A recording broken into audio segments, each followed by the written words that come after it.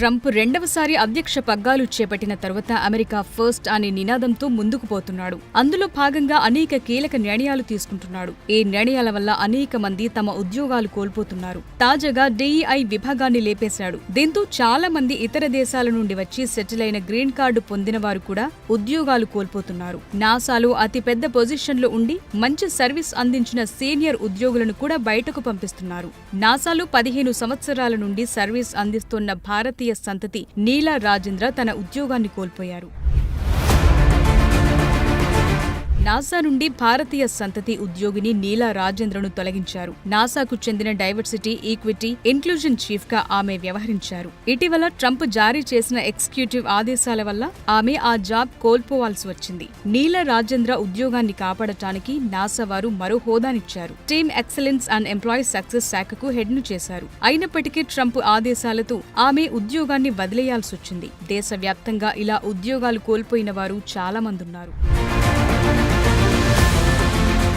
గతేడాది jet propulsion ల్యాబ్లోని ఉద్యోగులను తొలగించారు. DEIలో పనిచేస్తున్న 900 మందిపై వేటు వేశారు. కానీ నీలా రాజేంద్రను అప్పుడు తొలగించలేదు. ట్రంప్ ఆదేశాలతో డైవర్సిటీ శాఖను మార్చి నెలలో నాసా మూసివేసిన నీలా రాజేంద్ర మాత్రం తన ఉద్యోగాన్ని కోల్పోలేదు. హోదా మార్చడంతో ఆమె వేటు నుంచి తప్పించుకున్నారు. కానీ ఆమె బాధ్యతలు మాత్రం ఆమె నిర్వర్తించారు. నాసా ఆమె కోసం కొత్త డిపార్ట్మెంట్ను క్రియేట్ చేసింది.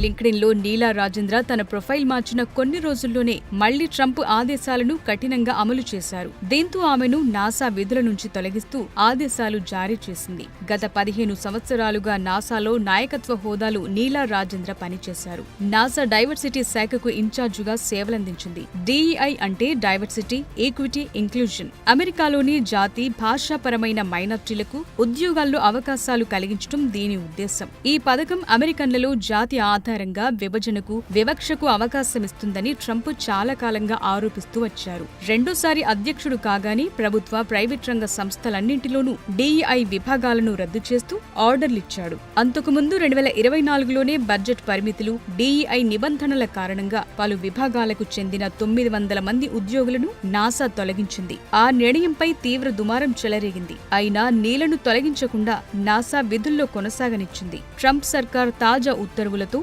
నీలను విధుల నుండి తొలగించక తప్పలేదు. ఈ విధంగా దేశవ్యాప్తంగా కొన్ని వేల మందిని ఉద్యోగాల నుండి తొలగించక తప్పటం లేదు. దీంతో అమెరికా అంతటా భయానక వాతావరణం నెలకొంది. ట్రంప్ ఇంకా ఎలాంటి ఆర్డర్లు జారీ చేస్తాడోనని గ్రీన్ కార్డు హోల్డర్లు కూడా హడలిపోతున్నారు.